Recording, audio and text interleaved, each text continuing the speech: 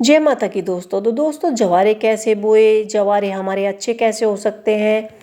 नवरात्रों में जवारे बोए जाते हैं और दशहरे के दिन जवारे को उखाड़ा जाता है। इनका क्या यूज किया जाता है, भाइयों के कानों पर रखे जाते हैं। तो जवारे के लिए सबसे ख़ास चीज़ होती है मिट्टी। हमें मिट्टी कैसे लेनी चाहिए, हमें चिकनी मिट्टी नहीं लेनी है, पीली मिट्टी नहीं लेनी है। हमें जो खेत में जो फसल होती है, जो उपजाऊ मिट्टी होती है, हमें रेतली सी ऐसी ही मिट्टी लेनी है जिसमें हमारे जवारे अच्छे से हो पाएँ। तो यहाँ पर हमने एक मिट्टी का पात्र लिया है। कोई भी हम शुभ कार्य करते हैं तो सबसे पहले या तो उसमें स्वास्तिक बनाते हैं या ओम लिखते हैं। खाली पात्र में इस तरह से हम जवारे नहीं बोते। तो हमने यहाँ पर स्वास्तिक बना लिया है। इसके बाद हम यहाँ पर पात्र पर टिक्की कर लेंगे चारों तरफ को हल्की हल्की सी, और उसके बाद हम हल्दी वाली टिक्कियाँ लगा लेंगे। पहले हम कुमकुम वाली टिक्कियाँ लगाएंगे। आप चाहे तो चारों तरफ स्वास्तिक भी बना सकते हैं या फूल पत्ती बना सकते हैं, या फिर आप ओम लिख सकते हैं, जय माता की भी लिख सकते हैं।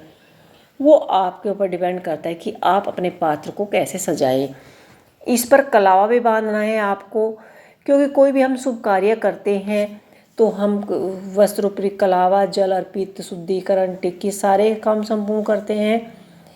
तो यहाँ पर हम कलश में जो ये पात्र है, पहले जल से हमने शुद्ध कर लिया है, उसके बाद हमने स्वास्तिक बना लिया है और फिर हमने यहाँ पर फूलों का आसन दे दिया है।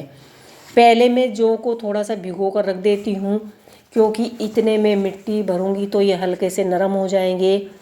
वैसे आप 1-2 घंटे पहले भी जौ को भिगो कर रख सकते हैं, या फिर एक रात पहले भी भिगो कर रख सकते हैं।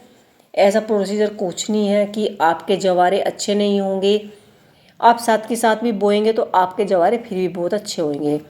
आपको मिट्टी में से जो मोटी मिट्टी है, जो फूट नहीं रही है, वो निकाल देनी है और बारीक बारीक मिट्टी बिल्कुल पात्र में भरनी है। इस तरह से आप मिट्टी भरते जाए और जो आपको मोटी मिट्टी दिखाई दे रही है उसे हाथ से इस तरह से तोड़ते जाइए।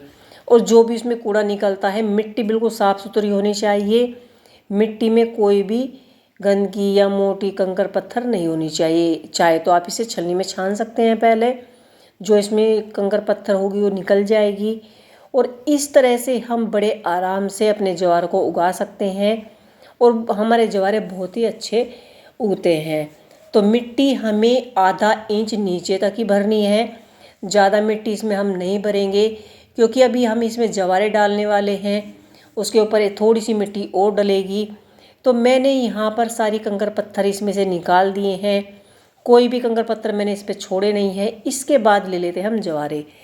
तो ज्वार को हमें एक जगह नहीं डालना है, थोड़ी थोड़ी कर कर पूरे पात्र में इन ज्वारों को हमें फैला देना है।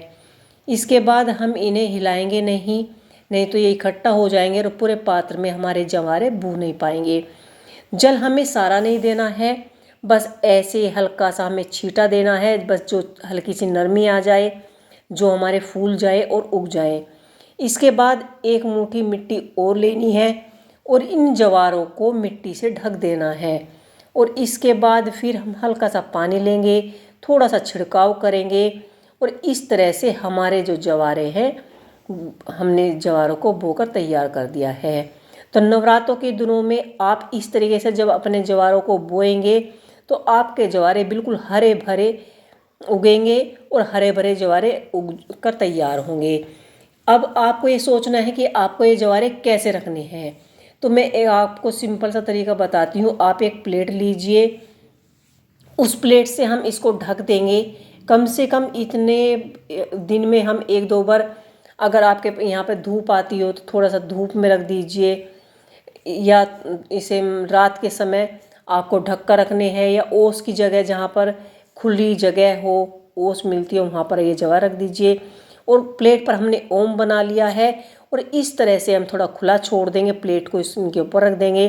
कम से कम प्लेट को हमें 2-3 दिन ऐसे ज्वारों के ऊपर रखना है, ज़्यादा पानी नहीं डालना है, और इस तरह से हमारे ज्वारे हरे भरे हो जाएंगे। जय माता की।